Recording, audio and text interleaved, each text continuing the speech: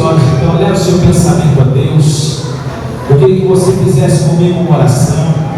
Eu queria que você agora clamasse e pedisse a Deus, descesse neste lugar com a presença do Espírito Santo, para que possamos verdadeiramente entender a palavra que virá dos céus para o seu coração nesta noite. Feche os teus olhos agora, começa a orar, começa a falar com Deus agora. Abre a sua boca, rasga o teu peito agora, entrega o teu coração nas mãos dele e começa a pedir: Senhor, desce neste lugar, desce com uma comitiva de anjos, Senhor, desce com a tua presença, desce, Senhor, com o teu Espírito Santo neste lugar. Onde houver um crente batizado no Espírito Santo, renova ele nesta noite. Onde houver um, Senhor, que ainda não tem esta oportunidade, ainda não teve esta oportunidade de ter um momento íntimo com o Senhor, batiza ele nesta noite. Meu Deus, em nome de Jesus, começa agora, Senhor, a tocar nestas vidas, começa a tocar nesse homem, nesta mulher, começa agora abençoando da planta dos pés até o alto da cabeça. Arranca, Senhor, tudo aquilo que não provém de ti, todo mal, todo pecado, tudo aquilo, Senhor, que aborrece, que nos afasta de ti, meu Deus, que seja arrancado de nossas vidas e que venhamos sentir verdadeiramente a tua presença nesta noite. Meu Deus, eu não aceito que ninguém saia daqui hoje do mesmo jeito que entrou, mas que estas vidas sejam impactadas pelo poder da tua palavra, em nome de Jesus. Que nesta noite estas vidas sejam renovadas, sacudidas, venham ser cheias e transformantes no teu Espírito, em nome de Jesus. Pai, toca agora, Senhor, toca agora do mais moço até aquele de mais experiência, até aquela de mais idade. Abençoa esta vida, enche com o teu Espírito Santo, enche com a tua presença, enche com o teu renovo. Não deixe esta pessoa sair daqui com depressão, não deixe esta pessoa sair daqui triste, não deixe ela sair daqui desanimada, não deixe sair daqui aborrecida. Oh Pai querido, se tiver que liberar perdão, vai liberar nesta noite. Se tiver que pedir perdão, vai pedir nesta noite. Se tiver que se arrepender, vai se arrepender nesta noite. Mas em nome de Jesus, não deixe esta pessoa sair daqui do mesmo jeito que aqui chegou. Tira, Senhor, toda mágoa, tira, Senhor, todo espírito de inveja, tira, Senhor, todo espírito de intriga, espírito de contenda do nosso meio, seja arrancado agora em nome de Jesus. E que estas vidas estejam livres agora para receber a tua palavra e sejam cheias, cheias, cheias, cheias, cheias, cheias do teu Espírito Santo. Sim, meu Deus, sim, meu Pai, desce neste lugar agora com a tua presença, desce neste lugar agora com o teu renovo, desce neste lugar com o teu Espírito Santo e batiza, e batiza, e batiza. Irmãos, eu não preparei mensagem para hoje, mas essa noite eu tive um sonho, e quando eu acordei, eu anotei esse sonho. E baseado nesse sonho, o Espírito Santo está me compelindo a pregar essa palavra hoje. E eu vou falar que Jesus está voltando. Diga amém, Jesus. Diga assim: Jesus está voltando. Há 2 domingos atrás eu anunciei que pregaria sobre a volta de Jesus. O domingo passado ele estava quase vazio. E o reflexo está hoje aqui. As pessoas não querem, não gostam de ouvir sobre essa palavra. Essa palavra traz medo a muita gente. Mas eu quero dizer para você, se você está com medo da volta de Jesus, é sinal de que você não tem certeza da sua salvação e você precisa aprender mais sobre isso. E não é porque alguém está com medo que eu vou deixar de pregar, porque senão eu vou ter medo de ser cobrado das almas que vão ficar. Porque se Jesus voltar hoje à noite, eu quero estar com a minha consciência tranquila e a certeza de que eu fiz o que Ele mandou fazer. E se Jesus voltar essa noite, não vai fazer diferença nenhuma se o culto está cheio, se vai ter uma boa oferta, ou se o culto está vazio, não vai entrar nada. Porque se Jesus voltar hoje, amanhã não tenho conta para pagar. E quem quiser pode ficar com o meu carro, pode ficar com a minha casa, a não ser que a minha esposa fique, aí você não vai conseguir tomar dela não. Mas deixa eu falar uma coisa para você. Eu queria que você esquecesse agora de qualquer problema, sabe por quê? Se Jesus voltar durante essa mensagem e você estiver preparado, você não vai precisar pensar em mais nada. O teu aluguel não vai vencer, porque a casa já está preparada. Há muitas moradas. Se não fosse assim, ele não teria dito: vou nos preparar lugar. Você não vai preocupar mais em pagar os impostos, porque lá não se paga imposto. Na monarquia justa, tudo é dele, para ele, por ele, são todas as coisas. Você não vai precisar preocupar em voltar para casa se está chovendo, ou se está com sol, ou se está uma noite legal. Sabe por quê? Ele é o sol da justiça, e vai brilhar como o raio do meio-dia na sua vida. Diga amém, Jesus, diga graças a Deus, e tudo será revelado. Você não vai precisar preocupar com o seu filho estar nas drogas. Pastor, e se ele ficar? Eu não sei como, mas o nosso Deus tem maneira de confortar e nos consolar.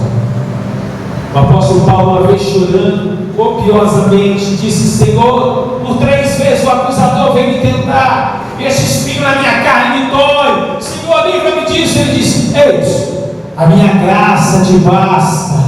Só a minha graça já é suficiente para você ter alegria, para você ter salvação, certeza dela.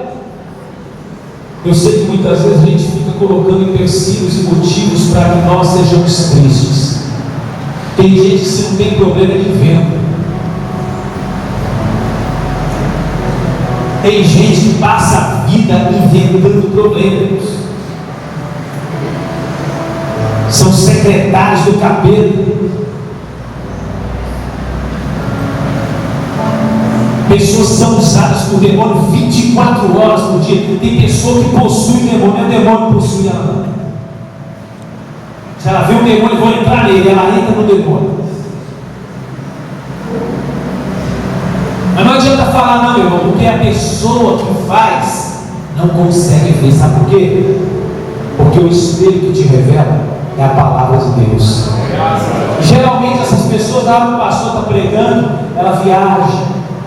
E se ele falar alguma coisa que ela entenda, que ela não concorda, ela fala: eu não concordo com isso. Ele é homem, ele é falho. Vamos ver se a sua opinião vai mudar até o final. Abre a sua Bíblia comigo.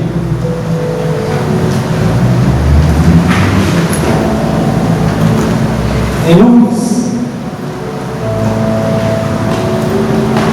capítulo 14.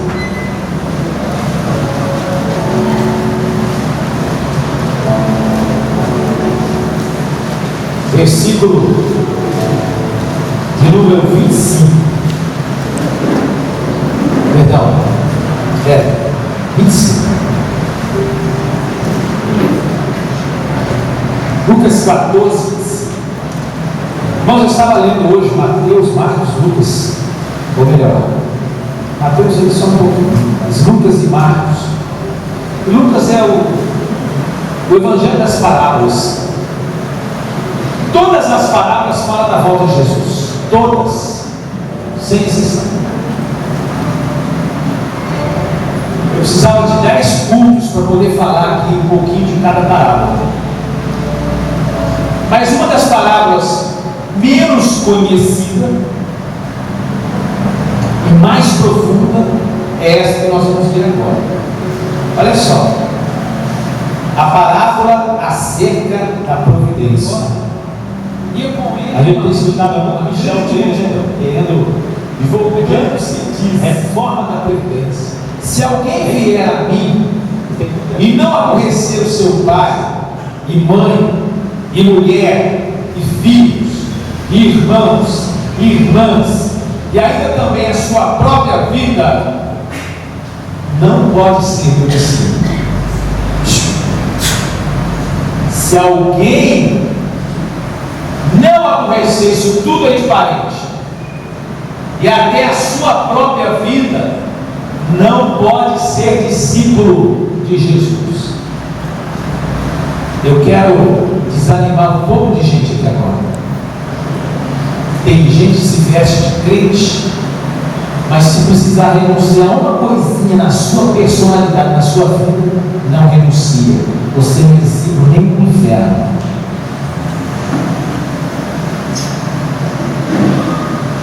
Eu estou lendo palavras do meu Senhor Jesus.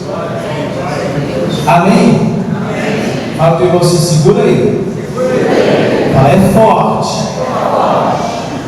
Versículo 28. Pois qual de vós, querendo edificar uma torre, não se assenta primeiro a fazer as contas dos gastos para ver se tem com que acabar? Para que não aconteça que depois de haver posto os alicerces e não podendo acabar, todos os que vierem comecem a escarnecer dele. Daqui a pouquinho você me lembra que eu vou explicar isso aqui. Dizendo: esse homem começou a edificar e não pôde acabar. O qual é o rei que, indo à guerra, a pelejar contra outro rei, não se assenta primeiro a tomar conselho sobre se com 10 mil pode sair ao encontro no que vem contra ele com 20 mil. De outra maneira, estando o outro ainda longe, este vai mandar o embaixador e pedir condição de paz. Assim, pois, qualquer de vós que não renunciar a tudo quanto tem, não pode ser meu discípulo. Olha para uma pessoa, mas fala com ela com veemência, fala com ela excessivamente, diga assim: olha, se não renunciar tudo quanto você tem, não pode ser discípulo. Olha para mim, tem muita gente fantasiada de crente aqui dentro que não renuncia um pouquinho de si mesmo e diz que é assim. Bom é o sal, mas se ele degenerar, com que se adublará? Nem presta para a terra, nem para o monturo, lixo. Lançam-no fora. Quem tem ouvidos para ouvir, sabe como você tem ouvidos? Então ouça. Feche os olhos. Coloca a mão no coração. Fala assim: papai, não bate muito não, mas se bater, cura logo, porque eu preciso sair daqui hoje com a certeza da minha salvação. Amém. Pode sentar, Senhor. Irmãos, hoje nós estamos completando, hoje nossa semana, dia 15, nós completamos 16 anos aqui na Igreja do Evangelho Quadrangular do Mar do Rio. Amém? Dia 16 de novembro eu completei 20 anos de ministério. Há 20 anos eu acredito em breve sobre a volta de Jesus. Mas há 35 anos, quando a minha família aceitou o Senhor Jesus, eu passei a ouvir sobre o arrebatamento. E eu não me cansei de ouvir, e nem por ser há 35 anos eu deixei de acreditar. Jesus está mais perto do que nunca. Hoje ele está 35 anos mais próximo do que há 35 anos atrás. Então eu sinto mais perto o cumprimento dessa promessa do que quando me converti. Amém? Diga graças a Deus. Eu poderia ler aqui muitas palavras, eu preparei, anotei. Quando cheguei aqui na igreja agora, fui anotando todas as palavras que falam sobre a volta, mais assim, diretamente.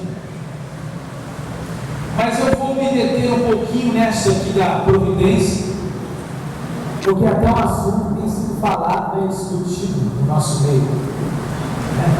Em muitas reuniões, brincadeiras no WhatsApp, está se tornando uma coisa até hilária, engraçada, porém, na verdade, é trágico. Pessoas que sonhavam em se aposentar e agora descobriram que vão ter que trabalhar mais tantos anos. Pessoas que talvez não vão chegar a uma idade que possa realmente buscar os seus direitos. Isso é um absurdo, porque nós vemos tanta coisa errada. Por que não pega os bens desse pessoal aí da Lava Jato e reintegra aos cofres públicos? Por que não pegou o dinheiro que aquela Georgette roubou? Aquele dinheiro foi para algum lugar. Não sei se vocês lembram ali, uma mulher que trabalhava no INSS, que fez um desvio. Naquela época já tinha essas coisas. Mas nós estamos vivendo realmente os últimos instantes da face da terra. Não tem nada que não esteja acontecendo ou que não tenha acontecido para dizer que falta ainda alguma coisa para que Jesus volte. Tudo já está acontecendo. Terremotos nunca se tremeu tanto a terra como nos últimos 10 anos.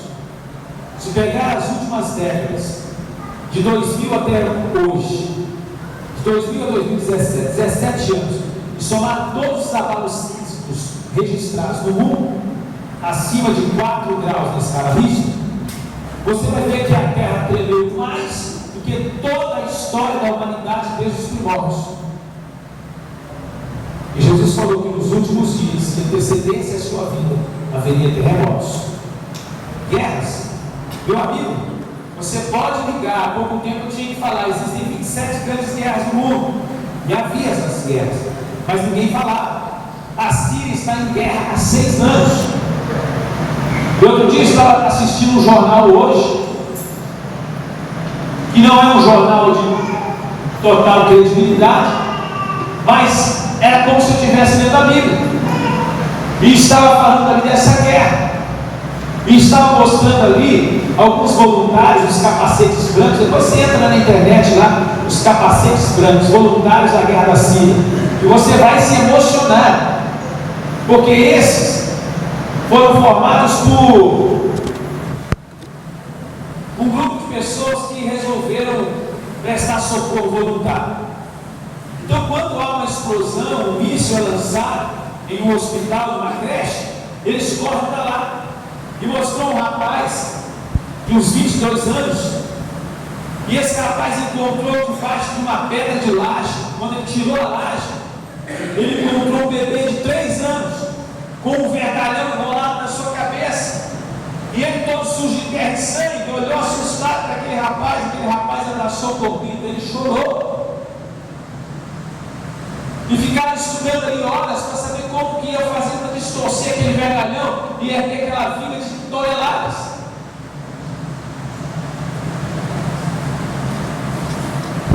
E a gente vê quanta maldade no mundo, irmãos. Se vendesse um patrimônio desses políticos que às vezes se apoderam do poder de dinheiro, muito grande teórico, filósofo, Weber, Max Weber, uma massa imbecil que pode ser manipulada. Gosto do pastor Ciro Malafaia porque às vezes ele fala demais, mas ele fala a verdade. Ele falou para o cara no outro dia: meu irmão, na minha igreja tem desembargador, tem juiz. Então isso é um tapa na cara da sociedade, esse bando de desinformado que acha que na igreja evangélica só tem gente que não tem conhecimento. Tem muita gente que conhece muita coisa, e tem muita gente que poderia conhecer, mas por preguiça mental não conhece. E olha o que a sociedade está fazendo com a nossa geração. Está tornando uma geração de zumbi que só sabe ficar olhando para o WhatsApp o dia inteiro, não sabe prejuízo produtivo que está provocando para si mesmo, atrofiando a sua memória, a sua inteligência, a sua capacidade de pensar, acelerando o pensamento. Pensamento acelerado, irmão, não produz uma boa frase, uma boa dicção. Quando você tem um pensamento acelerado, você atropela, você engole frases, engole palavras, engole letras. Você nunca vai discursar bem, você nunca vai se defender bem, você nunca vai falar bem. Nós estamos vendo uma geração que virou verdadeiramente, profeticamente, uma geração de zumbi. A sua memória não está aqui dentro, a sua memória está dentro do seu celular. A sua história não está aqui dentro, a sua história está dentro do celular, no Facebook. Eu estou vendo uma geração degradando aos poucos, sendo destruída, sendo degenerada. E o que a Bíblia diz? Se o sal degenerar, para que serve? Nem para a terra serve. Nós não servimos nem para reivindicar os nossos direitos. Tem um videozinho que eu postei aí no grupo da igreja hoje. Marco Feliciano conversando com a presidente da União dos Estudantes, da UNE. A menina ficou calada, parada. Quantos alunos você representa? 7 milhões. 7 milhões? Você leu isso aqui? Você leu isso aqui? Li. Então você representa mesmo uma grande parte da nossa nação que lê 5 frases e não consegue decodificar. Aí ele pegou o estatuto e falou: olha o que o estatuto diz aqui, ó. Que essa associação, que essa instituição, que essa entidade que você representa como presidente não é partidária. Você tem 3 vezes. Você diz que é estudante, mas tem 3 vezes que você frequenta aqui a Câmara. E eu não sei como que você estuda, porque você tem 3 vezes que frequenta a Câmara e até os restaurantes no meio dos deputados. E você me procurou uma vez para falar a respeito disso. E ela ficou sem saber o que falar. Aí os ativistas começaram a gritar e falaram assim: olha, vocês não vão me calar, eu aprendi com vocês. Quanto mais vocês gritarem, mais alto eu vou falar. E às vezes a gente tem que ser assim, irmão. Igual o cego Bartimeu, porque às vezes até a igreja manda a gente calar a boca, e a gente não pode calar a boca, a gente tem que falar mais alto. Os discípulos mandaram o cego Bartimeu calar a boca. Cala a boca, não incomoda minha gente. Ele falou assim: não, eu vou calar mais alto ainda. Jesus, filho de Davi. Sabe por quê? Bartimeu era cego, mas ele conhecia Jesus. Ninguém chamava Jesus de filho de Davi se não o conhecesse. Quando Bartimeu levantou Jesus, filho de Davi, Jesus entendeu: esse homem me conhece, então manda chamá-lo. Senhor, ele é cego, mas vê mais do que vocês, porque ninguém aqui me chamou de filho de Davi. Então preste atenção, meu irmão. O crente tem que deixar de ser bobo, e nós temos que começar a reivindicar os nossos direitos. O pastor Bessa aí está postando no WhatsApp, no grupo por baixo. O tempo todo ele está colocando aí, está arrancando as nossas mãos da nossa família, está arrancando das nossas mãos o nosso dinheiro, o nosso salário, e está todo mundo calado. Está todo mundo quieto. Não estou falando para você ir para as ruas, gritar, colocar aquela máscara dos anônimos e bater fogo. Não, nada disso não, meu irmão. Eu estou falando para você acordar e principalmente começar a pensar que existe um evento que vai ser o maior de toda a história da humanidade, que está para acontecer a qualquer momento, chamado arrebatamento. E tudo isso que nós estamos passando, ele diz, é mistério, é necessário, mas não vos engane, porque ainda não é o fim do mundo, é simplesmente o arrebatamento. É quando o Senhor vai retirar os salvos. Diga amém, Jesus, diga graças a Deus, os salvos dessa terra.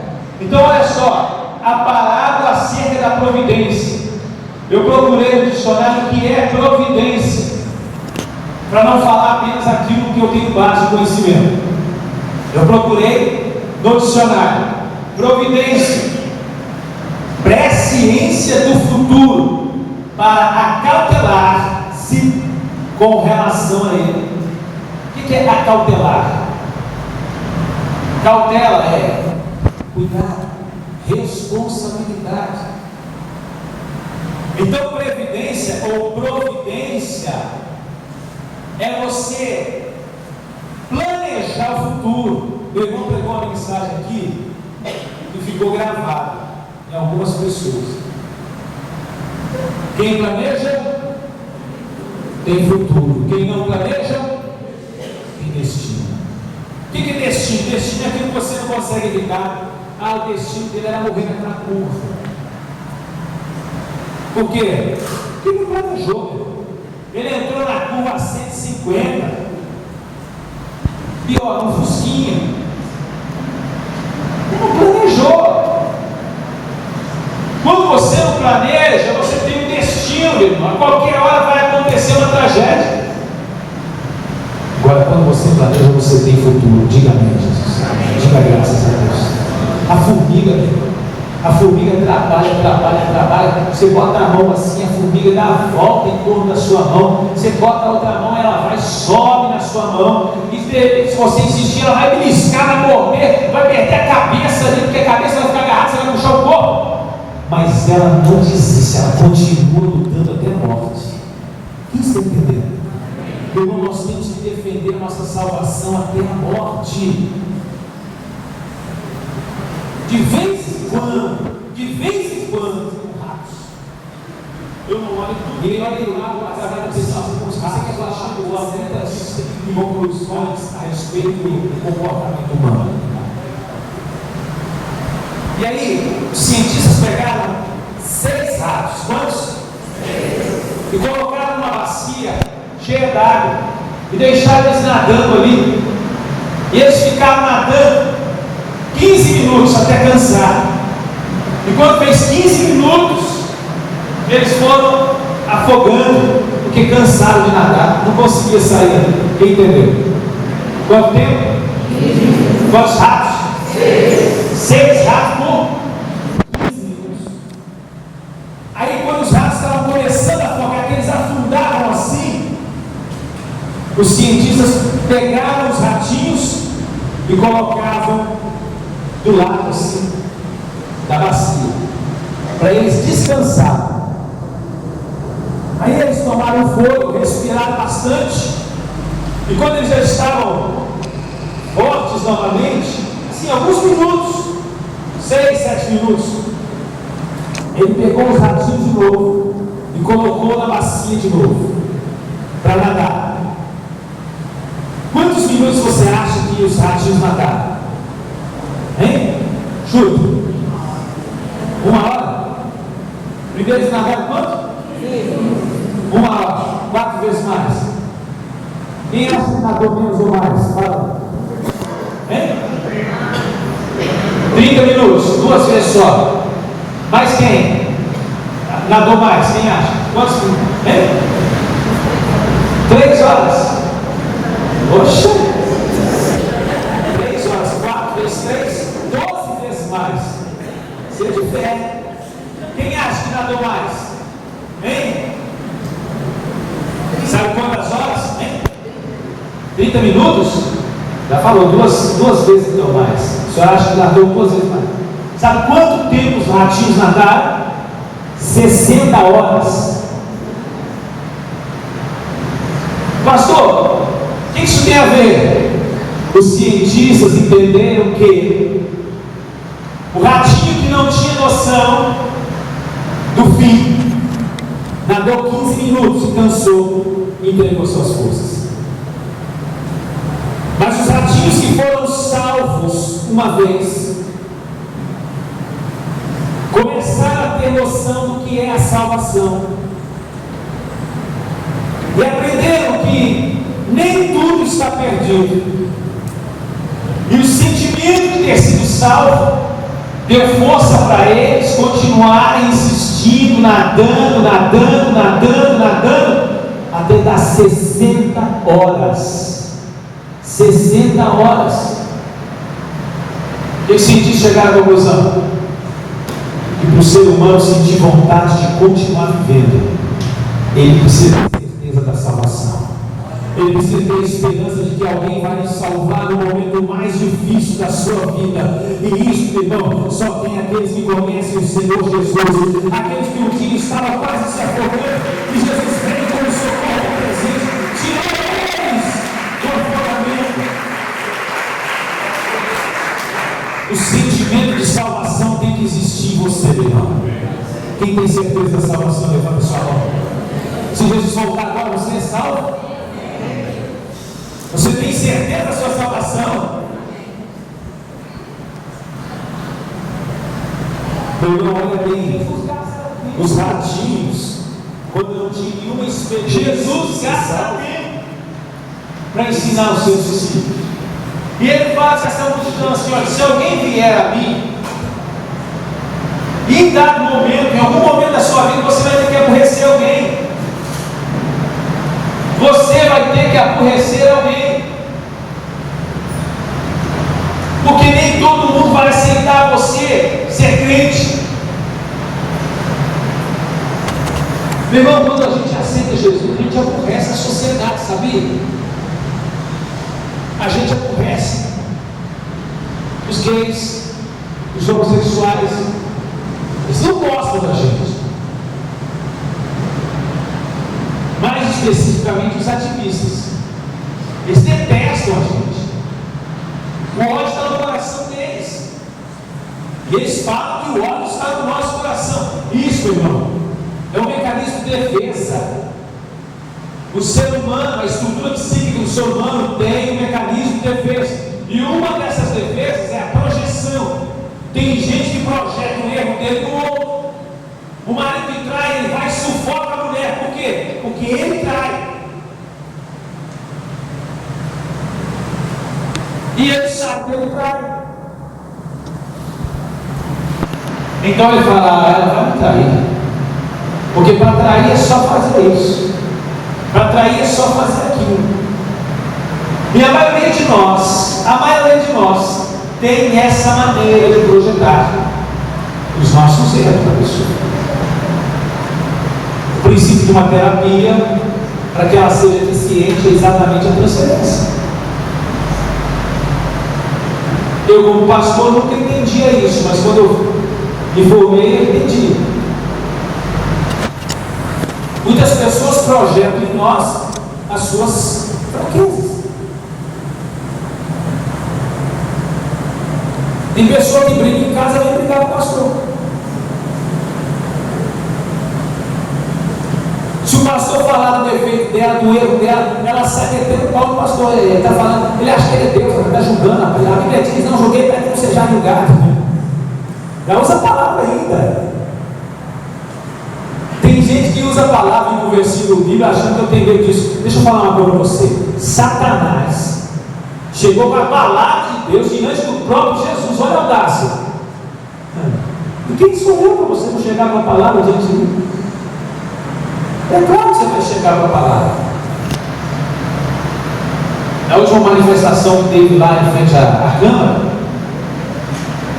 os ativistas gays estavam lá com cartaz assim: Deus é amor, o amor tudo suporta, tudo supera, tudo isso e tal, e eles fazendo uma algazarra. Aí o pastor Zé Carlos, presidente do Compaz, então, pegou a palavra e disse: gente, eu quero pedir vocês que façam silêncio agora, todos vocês, todos, dê uma forte salva de palmas para aquele grupo que está segurando os cartazes.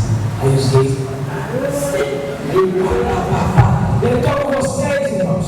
Vocês são os únicos que falaram a verdade aqui. Vocês estão falando a verdade. Deus é amor, isso. E eles, maravilha, é isso aí mesmo. Aí o presidente do Compaz está com a gente, não sei o que. Eu estou com vocês e não abro. Deus é amor mesmo. E é por causa do amor dele que vocês não são consumidos. E o amor dele tudo supera, tudo supera. E é por causa disso que ele está suportando esse afronto, irmão, mas foi uma lavada. E eles se calaram e ficaram murchinhos.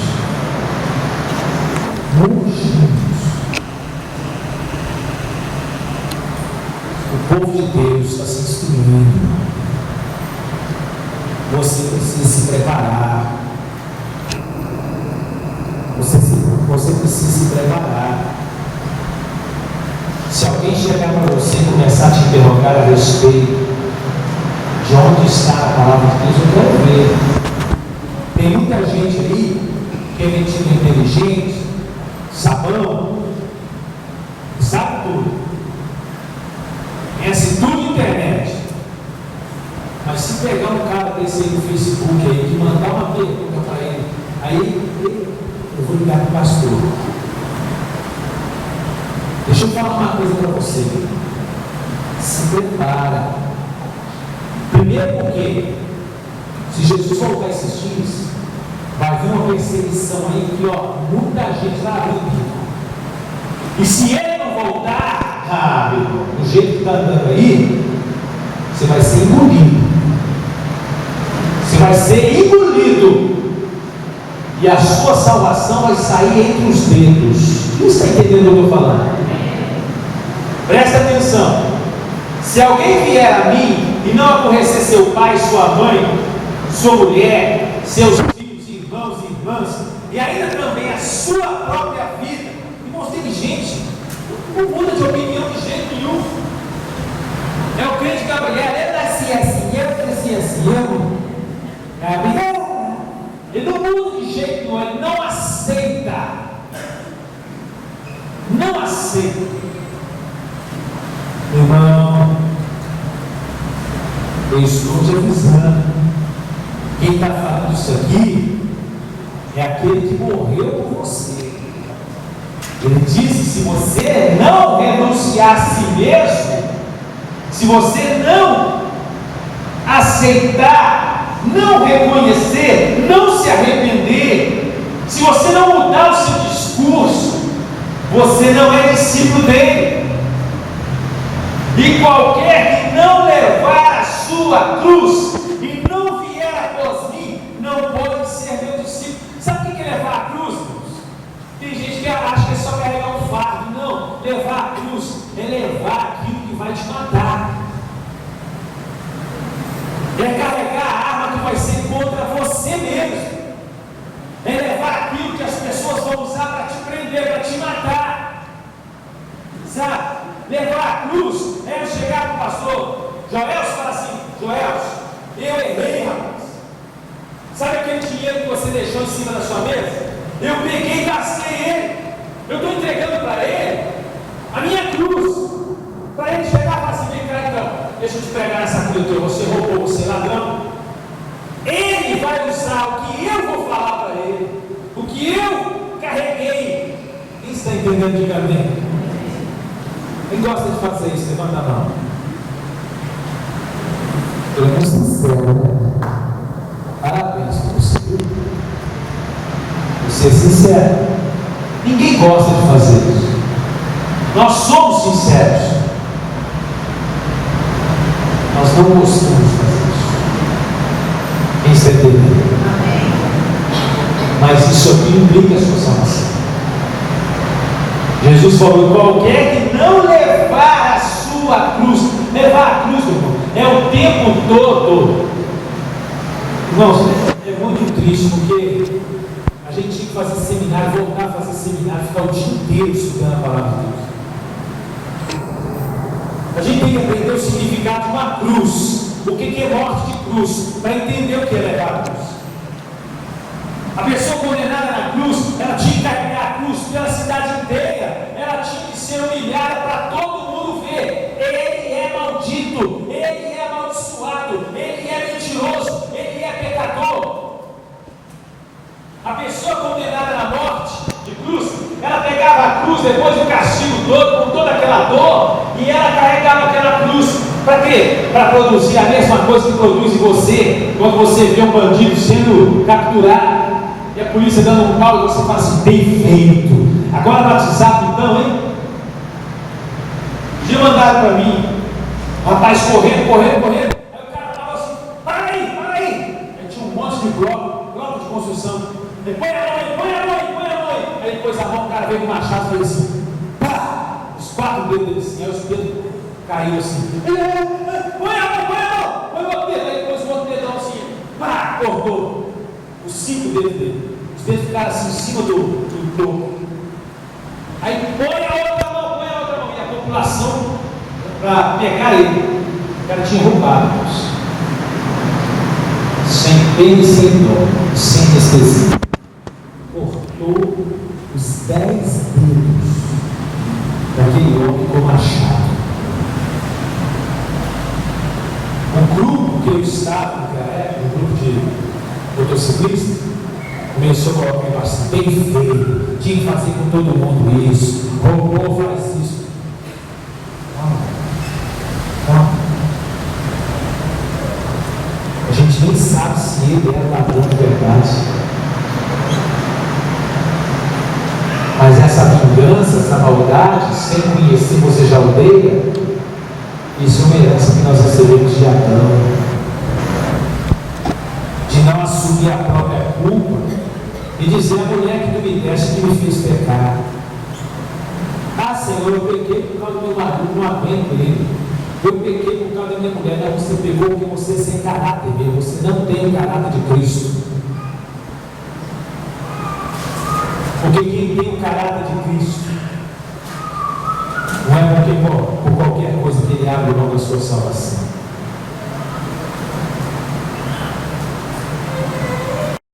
Você não ajuda ninguém.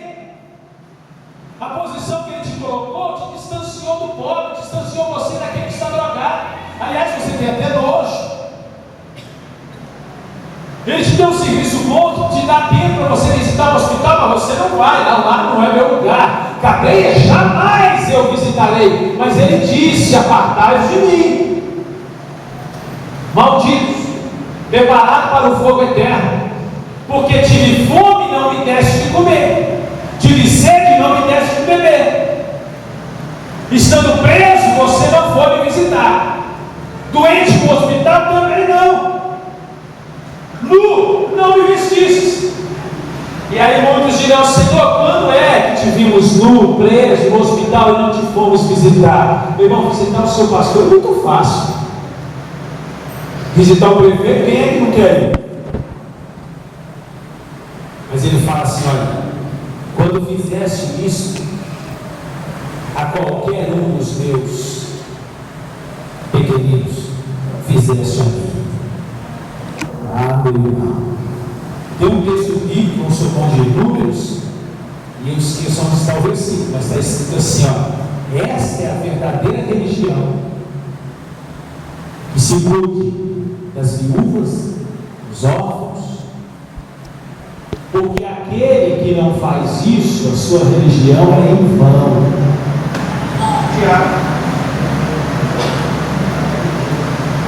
capítulo 2. Tiago, capítulo 2, para você em casa. Então preste bem atenção. A palavra de Deus, irmãos, é bem clara. Nós estamos, às vezes, perdendo tempo dentro da igreja, pensando que estamos salvos. Na verdade, não. Tem muitas coisas que implicam aqui, olha só. Se assenta para calcular o que vai gastar, para então depois terminar aquilo que começou a edificar. Já viu quando uma pessoa se casa? E aí quando o casamento começa a entrar em atrito, aquela brigaiada toda, aquela confusão toda, as pessoas de fora começam a olhar e falar assim, por que casou? Entendeu? Por que começou aquela construção? Por que começou aquela construção? A resposta é porque você sentou antes para orar. É porque não consultou a Deus antes. É porque não deu tempo de perguntar a Deus se aquele casamento era de Deus mesmo. Não esperou aquela pessoa se converter plenamente. Achou que ganhando ela para si, estava ganhando para Cristo. Não, irmão. É muito mais fácil uma pessoa lá de baixo te puxar do que você aqui em cima puxar uma pessoa lá de baixo. Quem está no mundo tem mais facilidade de desviar você do que você converter, principalmente se ela vier para Jesus por causa de você, porque aí Satanás sabe em quem ele tem que bater. Porque Satanás vê que se aquela pessoa está servindo a Cristo por causa de você, é só ele quebrar a tua vidraça. Porque quando uma pessoa aceita Jesus porque Ele é Jesus, essa pessoa não se desvia. Por quê? Porque Ele nunca vai decepcionar. Quem está entendendo o que eu estou falando? Preste bem atenção. Ele continua dizendo: para que não aconteça que depois de haver posto os alicerces e não podendo acabar, todos os que vierem comentem ou comecem a escarnecer dele. Tem muita gente hoje aí que é vergonha na família, que é escarnecido, que é zombado, sabe por quê? Porque não pensa antes de começar qualquer coisa, faz as coisas assim a revelia, não consulta a Deus. Se os teus planos, os teus projetos forem baseados em Cristo, meu irmão, você chegará ao final sempre. Sempre. Sempre. Você sabe que eu tenho uma oração comigo? Se eu tiver que ser motivo de escândalo, que Deus me tire a vida antes, porque eu prefiro morrer cedo do que ser salvo, do que morrer tarde, perdido. Quem está entendendo de verdade?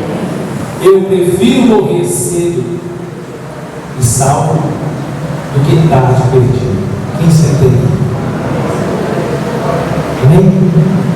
Isso, meu irmão. Se você pegar esse exemplo, uma experiência científica, se você pegar isso e colocar em prática na sua vida, quando você estiver chorando, pensando que tudo está acabado, você vai lembrar das palavras do teu mestre que diz assim: passarão os céus e a terra, mas as minhas palavras não vão de passar. Essa palavra não vai passar, meu irmão. Jesus Cristo está voltando. Jesus vem. Jesus vem. Fala se Jesus está vivo. Diga, Ele está voltando. Amém? Diga graças a Deus.